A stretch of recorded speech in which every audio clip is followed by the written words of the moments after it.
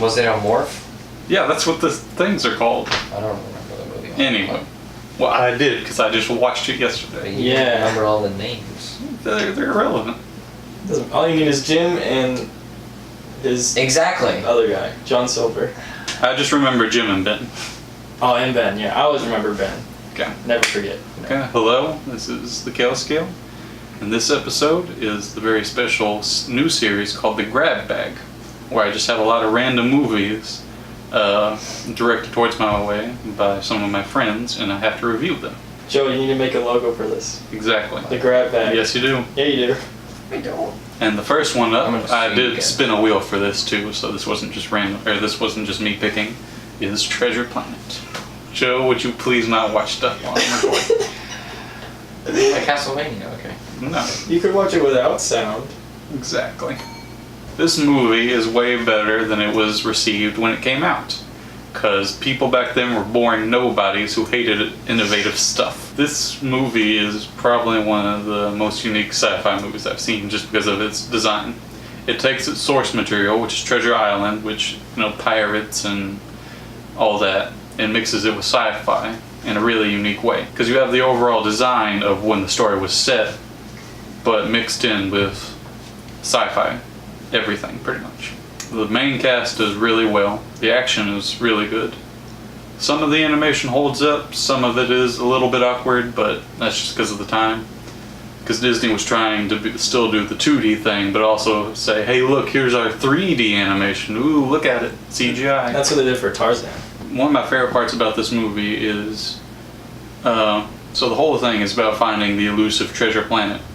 And so our main character, Jim, goes on a ship, and he gets paired with the ship's cook. They have a really good relationship together, because while the villain of the story wants to undermine him from finding Treasure Planet or getting the treasure, he also forms a bond with Jim. Because Jim, his father, just left, and so Jim kind of sees him as his father figure.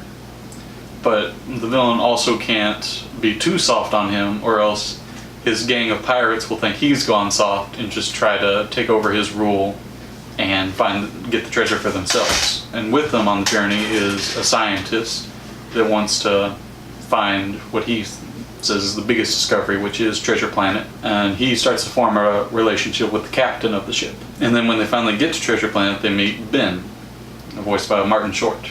Yeah. He's pretty great. He's a robot who lost his memory circuit, so he's just crazy. They find out that the planet they land on is Treasure Planet. The planet does have treasure in it, because there was this pirate captain who just stole treasure all over the galaxy, and he stored it on this planet.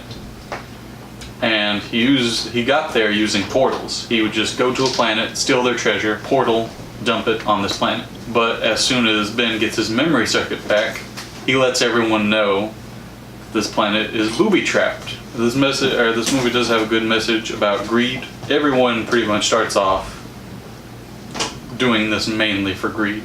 But by the end, they learn that that's not the most important thing. The important thing is friendship. Yes, and family. And family. La Familia.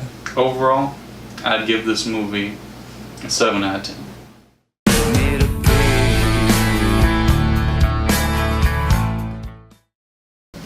Listen to our show, which we are currently making right now, because Colin sprung the promo on me, and I didn't have time to plan.